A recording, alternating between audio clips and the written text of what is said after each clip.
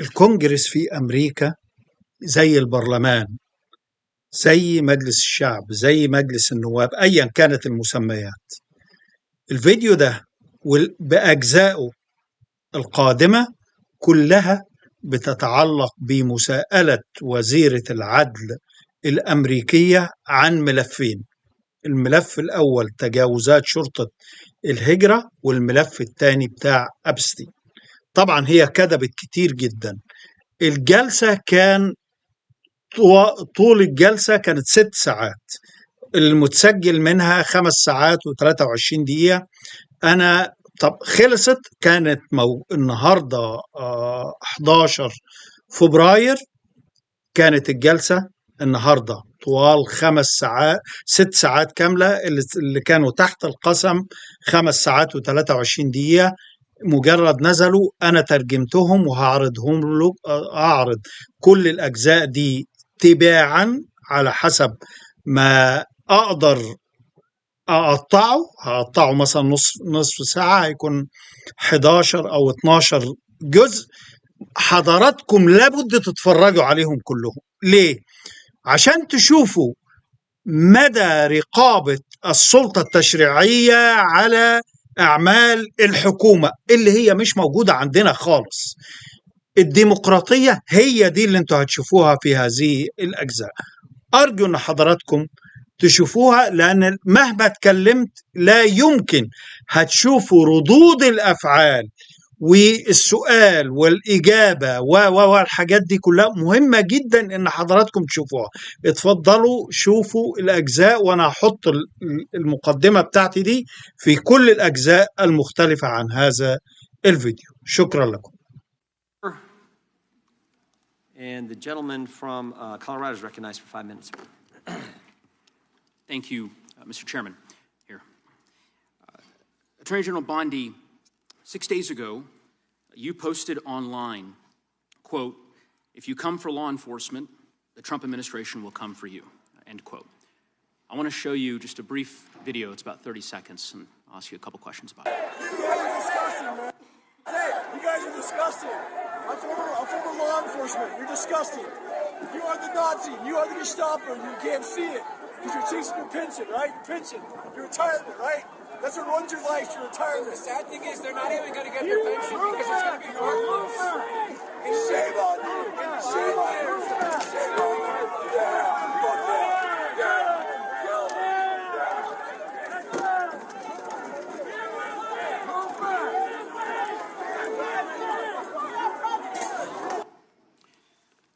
Attorney General Bondi, that man works for you now, right? Who was that, Congressman? The man in that video, the one who was in the police-worn body cam footage, the one allegedly yelling, "Kill him," at police officers on January 6th, his name is Jared Wise. He does work for us. He works for you at the Department of Justice. He does.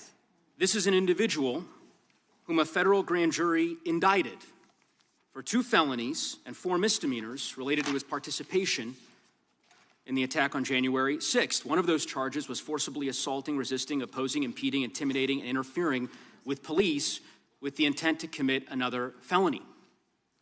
This is who you choose as the chief law enforcement officer of the United States of America to hire at the Department of Justice. Someone on video yelling, "Kill him," at police officers? Right? I believe he was pardoned by President Trump. Oh, he was pardoned. You're right. You're right. Pardoned by President Trump for his offense. Pardoned for yelling, "Kill him," at police officers. And yet you expect hardworking police officers across the country to believe that you take law enforcement seriously. You could imagine the reaction of so many folks across the country hearing the chief law enforcement officer of the United States refuse to even condemn what that individual whom you've now hired did. But in any event, let's talk a little bit about some of the other divisions within the Department of Justice and what's happened over the last year. You're familiar with the public integrity section of the DOJ's criminal division. I think it's referred to as PIN. Is that right? Yes. Okay. Do you know which presidential administration under which the PIN was first created? I can tell you what administration that the weaponization was ended under. I'll reclaim my time. This wasn't a trick question. You don't get to Madam Attorney reclaim General. your time. Madam Attorney General. Because I don't like Mr. Chairman, will you explain to the witness that he does reclaim his time? Because I don't answer a question to your satisfaction. Mr. Chairman. Madam Attorney General, the time belongs to the gentleman from Colorado. The president under which PIN was created was Gerald Ford. It was created after Watergate. I'm not asking a question, Madam Attorney General. The administration under which it was created was Gerald Ford. When you first started as the Attorney General of the United States, there were 35 people working in that office. There are now 2 people working in that office because you have gutted it. How many people work for the National Cryptocurrency Enforcement Team in the criminal division today? Can I answer the question about PIN? I've asked you a question. How many people You've asked work? me a question, but you don't How want many the answer. people work I'm not for the gonna answer your National questions the way you Cryptocurrency want. Enforcement Team? You won't answer how many I'll people? answer PIN. You. PIN will not be you know what? weaponized. You know what? What's Madam funny Attorney about General, this? I'll say to the chairman. What's funny about Mr. Chairman, this? you know what the answer is? And I think I What's understand funny why the about Attorney General this? does not want to answer the question. Because you eliminated the National Cryptocurrency Enforcement Team last year. So I understand why you don't want to tell the American people who works there. Yeah, I no one understand works why there you don't want to anymore, talk about Madam Mohammed Attorney Solomon General. in So, your district. In any event, who I would murdered people. Mr. Chairman, will you stop the clock so his time is not wasted by I've the been witness? very generous with allowing extra time when we have these little disputes. I understand. You got the time, Mr. Goose. I might as well ask the chairman these questions. I'd be happy because to what answer some of your questions. What's profound, the questions Profound? I've asked, The crime in questions your I've district. asked, Mr. Chairman, are not trick questions. They're not gotcha questions. They're actually basic questions about how the Department of Justice functions and the unwillingness of this Attorney General to answer them in good faith. When a member of Congress asks how many people work at the National Cryptocurrency Enforcement Team and the Attorney General refuses to answer it, it is not a coincidence. It's because she eliminated the team. Why? Because her boss, the President of the United States, is making money hand over fist, $1.4 billion over the course of the last year through cryptocurrency holdings. I think what is happening at the Department of Justice is a disgrace, Mr. Chairman, and I would urge you to gain control of this hearing. With that, I yield back the balance of my time. Yeah. I would ask the gentleman, does he agree with the standing up of the Deputy Attorney General for dealing with fraud? That's something that's happened in this administration. First time. You talked about PIN. That happened with this Justice Department. We're talking about this committee. Mr. Chairman, had you answered the question, had the Attorney General answered the question in that way, perhaps this hearing would have some modicum of resembling something that has typically been fairly conventional, an oversight hearing of the Department of Justice. The gentleman's That is time has not this. expired. The gentlelady from Wyoming is recognized for 5 minutes. Attorney General Bondi, I want to express my gratitude to the President, you and your team for your continued efforts against extreme anti-energy policies taken by states and cities that serve only to increase costs on the American people. This is an issue of great concern for Congress as well as the consumers. At the behest of networks of non-governmental organizations and anti-growth activists, Democratic-controlled states and cities are enacting laws and pursuing coordinated lawsuits that would impose retroactive liability on energy producers for past global emissions based on speculative future climate change harms. The proponents of these plans call them climate superfund laws, but in reality, that is simply window dressing for taxes and fees imposed on consumers and businesses that don't even have a presence in these states or communities. But if you look at the billions of dollars they hope to gain from these efforts, the real goal here is to increase their already mismanaged state budgets by imposing fees on consumers and businesses in energy-producing states such as the state of Wyoming. I would describe this as the tobacco litigation on steroids. Vermont has enacted such a law, and another has recently gone into effect in New York. Similar laws are under consideration in a number of other states. Clearly, this problem is spreading. Would you agree that Congress has not authorized states to impose retroactive liability against energy producers and lawful carbon emissions? Yes. And would you also agree that protecting consumers is a core part of the DOJ's mission? Absolutely. Would you further agree that combating state policies that seek to hide and shift the true cost of programs like these onto consumers fits within your mission? Yes. So, Attorney General Bondi, fossil fuels are the foundation of the U.S. economy, and the recent winter storms underscored that gas, coal, and oil remain essential to grid reliability and heating our homes. Can you confirm that the DOJ is fully committed to using all available legal tools to stop these state and local level attacks on domestic energy production? Congresswoman, we are committed to that, and so is the entire administration. We talk about that a lot. Thank you. Thank you. The President's April 2025 executive order directed the DOJ to identify and act against state laws that burden U.S. energy production. What concrete actions has the DOJ and the administration more broadly taken to carry out this directive? Well, we filed 4 lawsuits. We're filing multiple lawsuits. Many things are pending within this office to carry that out. Okay. States continue to invent new causes of action to pursue state climate lawfare, as is evidenced by Michigan's recent novel claim related to antitrust violations. The city of Boulder, Colorado, has also filed such a lawsuit, despite refusing my challenge that they actually forego the use of fossil fuels if they disagree with them so much. Does the Department of Justice agree that these novel approaches require a federal response, and will the department pursue such an approach? Yes, Congresswoman, and we'd be happy to talk to you more about that. Wonderful, yes. Thank you. Multiple climate lawsuits are now advancing toward trial, even in states that rely on those energy forms to provide heat and electricity for their citizens. In fact, in any community, they all rely upon fossil fuels in some fashion. Is the department actively considering intervention to protect federal supremacy over interstate emissions and energy policy? Yes, we'd be happy to discuss that with you. Thank you. And clearly this is an area in which Congress has a role to play. To that end, I'm working with my colleagues in both the House and Senate to craft legislation tackling both these state laws and the lawsuits that could destroy energy affordability for consumers. To that end, are there any authorities or tools that DOJ and the administration don't currently have at their disposal that would be helpful in that effort that Congress could adopt? Well, we work with multiple agencies throughout the administration, but I'd be happy to talk to you about that more. Wonderful. Yes. Thank you. I appreciate your effort in this regard. And may I have 20 seconds of your time before to address something? Yes. Thank you. Your colleague, Senator Neguse,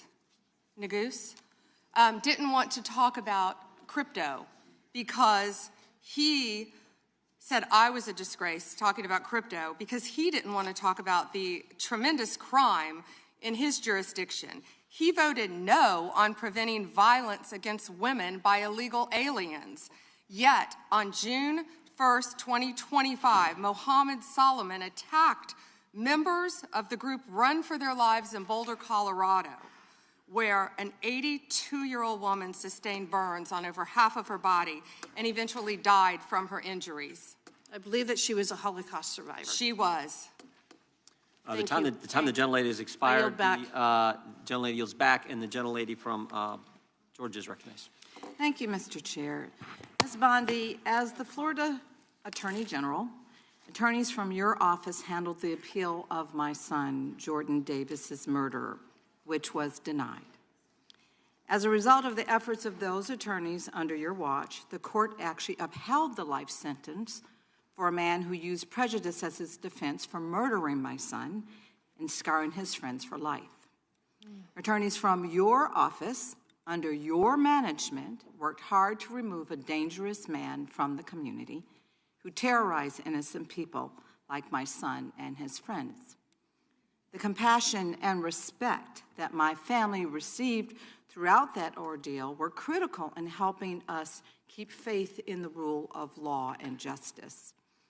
Based on my experiences, I have seen how strong victim services, sustained investigations, and well-supported prosecutors can make a meaningful difference in the lives of families who are grieving and suffering.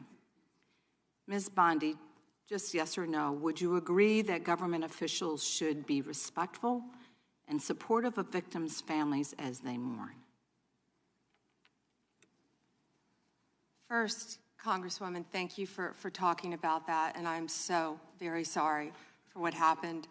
to your family. Thank you. And yes, I agree with that with all victims, including the ones sitting behind us today. I absolutely do. And Okay. also, thank you for voting yes on the Lake and Riley Act. Thank you for that. Thank you. Okay, so your answer is why the recent treatment of families in Minnesota raises really serious concerns for me. Because shortly after Mr. Alex Preddy was murdered, administration officials referred to him as an assassin and called Mr. Preddy the definition of domestic terrorism. They also lied about Mr. Preddy holding a gun and threatening officers. After Ms. Renee Good was murdered by ICE officials in Minneapolis, administration officials also accused her of being a domestic terrorist and investigated her wife in a clear act of retaliation. The statement Mr. Preddy's mother made after the murder resonated with me more than you'll ever imagine. She said that, and I'm quoting, "The sickening lies told about our son by the administration are reprehensible and disgusting," end quote. And I assure you, I know how it feels to hear lies that are told to justify the taking of someone's son. They were used by my son's murderer as a defense, and those lies still affect me today. He was called a thug, and he was called a gangbanger. And the attorneys from your office actually defended my son's name, his memory, and defended his honor. I'm certain that Mr. Preddy's mother watched videos of her son, Alex, an ICU nurse at the VA hospital, using his phone to record federal agents. She also watched him getting pepper sprayed, kicked, hit in the head, and surrounded by at least 7 agents before having his gun removed from his waistband, which he legally carried. And she watched seconds later as 2 of those agents shot her son Alex at least 10 times. The administration was quick to spew an incorrect narrative and call him so many things that they wanted us to ignore the truth that we actually saw with our own eyes. Ms. Bondi, will you denounce the statements that were made to tarnish the names of Alex Preddy and Renee Good, and will you protect their names like those attorneys back in Florida under your watch protected my son's name? What I will say is we are looking at everything to shed light on what happened that day, and it is an ongoing and active investigation. Both of those cases, and I assure you they will be investigated. Investigating, we understand that, but will you do everything in your power, as you have done for my case, as you are asked to do, as you've sworn an oath to do? It is your responsibility to make sure that you are following the rule of law. Those families in Minnesota, they deserve the same respect. They deserve a full investigation, which you have not even begun to do yet. So what are you saying, is that they don't deserve any respect for a full investigation into their murders? Well, that is that's not incompetence on your behalf. Well, that the is American not accurate. people do deserve better. Non-commitment to defending the rule of law is what we see from you. I will told you we always were stand up for investigating. survivors, and I heard you say earlier when you told us that you will fight for them as well. And based on the information before us, these families have not received the same commitment to investigate what happened to their loved ones, nor have they received the respect that I would expect from the nation's top law enforcement officer. Investigations have been slow-walked, they've been canceled, and the special agent assigned to Renee Good's investigation resigned following pressure from your officials to reclassify Ms. Good's case. Time of the gentlelady. For families seeking answers and accountability, the withdrawal of investigative resources is simply unacceptable. Has expired. The gentlelady yields back. The gentleman from California is recognized. Thank you, Mr. Chairman. Madam Attorney General, I get the sense that we've lost a little perspective here. The most fundamental responsibility of government is to protect the lives and property of its citizens. Now, you cited some crime figures in your opening statement, and I wonder if you could repeat them, because I think it's one of the most extraordinary achievements of the Department of Justice in our history, and I don't think some of my colleagues heard you clearly. Thank you, Congressman. And would you mind if I address something that Congresswoman McBath wouldn't let me address first? Go right ahead. The reason that she wants to continue to talk about Minnesota, which we will all day long, is she doesn't want to talk about her own jurisdiction in Atlanta, because she doesn't want to talk about Christopher Welcher, who traveled across state lines to try to meet, and nothing's funny about this, to meet and molest a 14-year-old girl in Georgia. That's why they're watching the clock, the American people should know, for the second it runs out, because they don't want to address anything in their jurisdiction. They're elected to represent people in their jurisdiction. We prosecuted illegal aliens who ran a large-scale meth operation in the Atlanta metro area. You understand we don't prosecute, right, Ms. Bondi? Madam Attorney General. I'm sorry, thank Mr. you. McClintock. So yes, the statistics I spoke of earlier, Congressman, under the leadership of the FBI, historic work has been done. A drop 20% in the nationwide murder rate in 2025. Least murders in our country since 1900, and that is to the work because of the credit of Donald Trump. It's not just homicides, is it? It's also other violent crimes, robbery. Could you go through that list real quick? Yes, Congressman. 100% increase in violent crime arrests in 2025 compared to 2024. What's that done to the violent crime rate in the country? It's plummeting. 1,800 gangs. Wait a second. Do you mean to honestly tell us, and you're under oath, that if we take violent criminals off the streets, we end up with less crime? I certainly hope so, Congressman, and that's our goal, and that's an extraordinary concept, and I'm afraid it may be lost on some of our Democratic colleagues. I look at these numbers, and they're absolutely staggering. It didn't happen by accident. It happened because of specific policies that you've implemented this year. And you mentioned a few of them. Would you continue? Over 6,000 child victims located, 22% increase. Over 1,700 child predators arrested, 10% increase. Over 300 human traffickers arrested. Let me jump down to DEA right now. That was just FBI. Under Terry Cole's leadership, and I talk to these people almost daily, our directors, and the amazing work that they're doing in all of your jurisdictions on the left and the right, working together to take drugs off our streets. Right, and I assume that our Democratic colleagues, some of whom represent some of our most crime-plagued cities and communities, have thanked you for this extraordinary accomplishment. Thank you, Congressman. We've seized more than 9,800 kilos of fentanyl and 47 million fentanyl pills. That affects every single person in this room. It doesn't matter what political party you are. Everyone in this room knows someone who's died from fentanyl. A parent, a child, a sister, a brother, a friend, a neighbor, a relative. Everyone here knows someone who has been impacted by that. That is the common ground that I wish we could find to work together in this country, to take these drugs off the streets. And someone nodded with vapes. Well, in your opening statement, you said that this historic success in protecting the lives and property of Americans has occurred when local governments have cooperated with you. Yes. Let me ask you, what are the greatest impediments you're facing in bringing down crime across the country?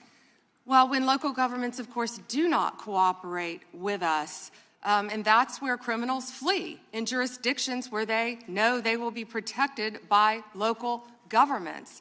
And this is all about working together, and we have shown that in what we did in D.C., what we're doing in Memphis, working together with Democrat mayors in these cities right here in D.C. And very quickly, if you could tell us about the Safe Cities program and give us your read on what cities that avail themselves of this program can expect.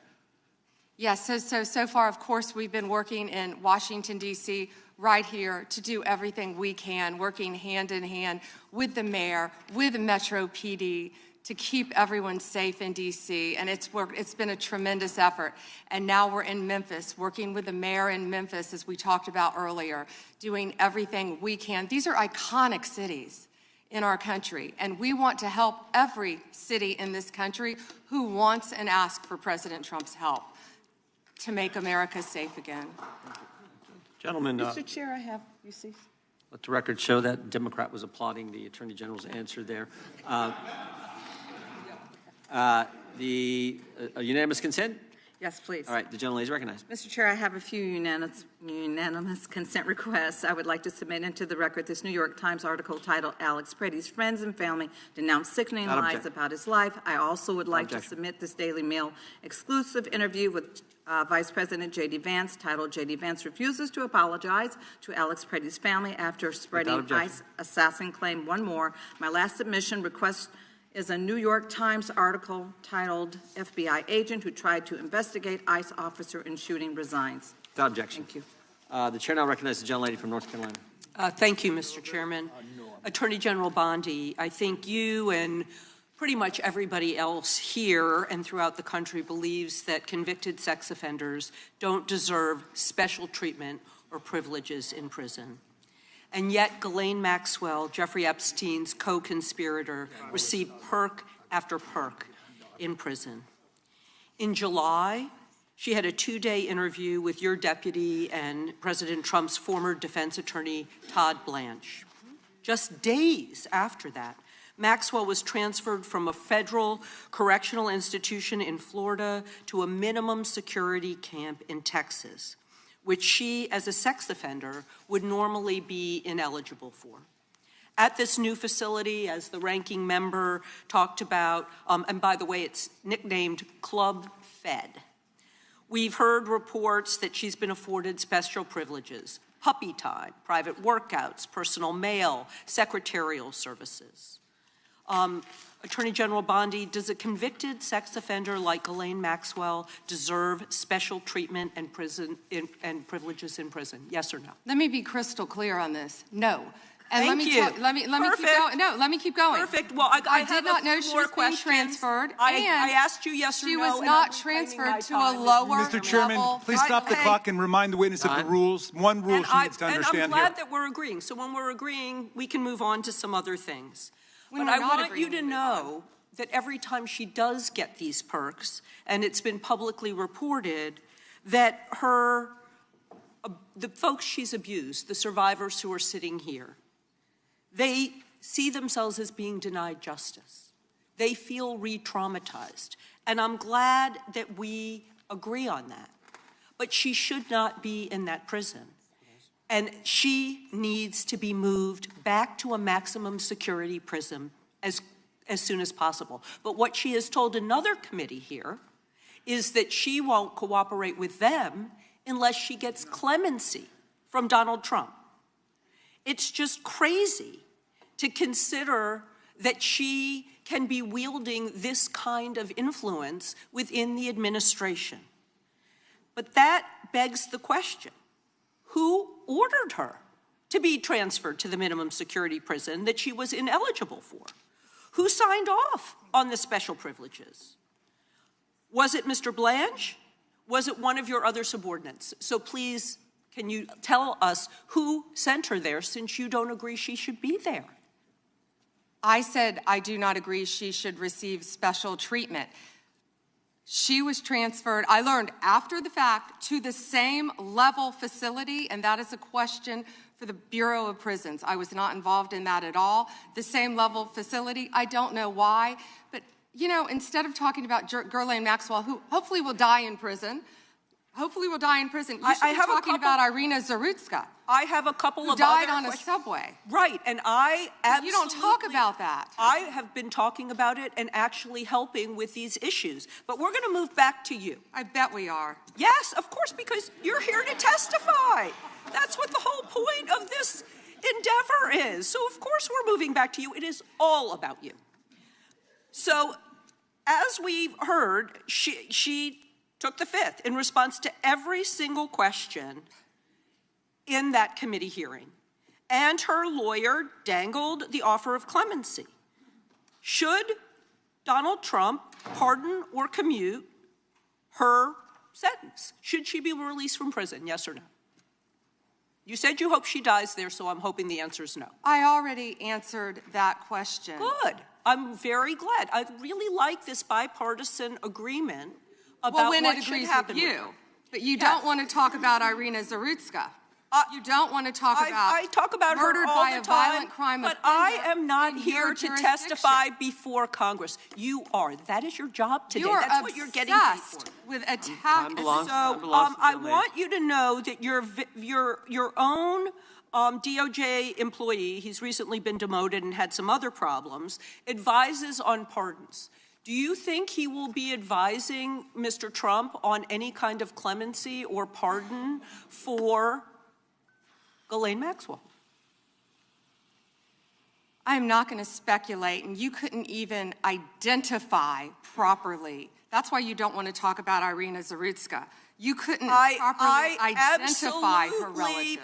I absolutely it's embarrassing. Have been, and her family, by the way, appreciates all of the condolences, all of the help, everything that our law enforcement in North Carolina has been doing to help her family. Her family feels well treated. Thank you, and I yield back. The gentlelady yields back. Gentleman from California is recognized. I'd ask unanimous consent to enter into the record an article by former Attorney General William P. Barr entitled, "Why Pam Bondi Didn't Publish All the Epstein Files in 30 Days." The answer is simple. It was not possible, from the Wall Street Journal. Well said. Without objection, the gentlelady from Florida is recognized. Thank you, Mr. Chairman. I'm sorry. May I respond 20 seconds to something that Congresswoman Ross said? Go right ahead. Thank you. She also opposed a sex offender registry as head of North Carolina ACLU. Thank you.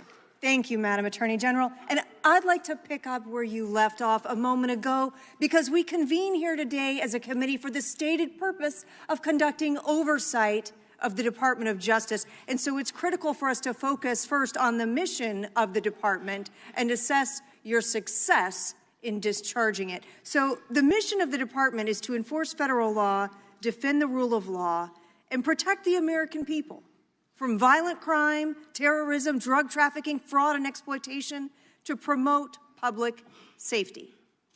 And what we have heard today unequivocally is that President Trump's Department of Justice, under your leadership, Attorney General Bondi, is doing exactly that.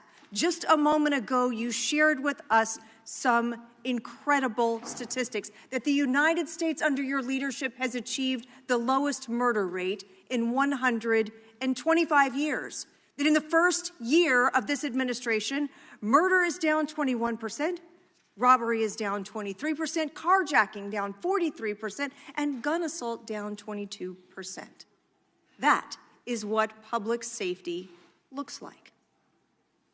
Under your leadership and that of President Trump, you've located more than 6,000 child victims of trafficking and exploitation, arrested 1,700 child predators, and apprehended more than 300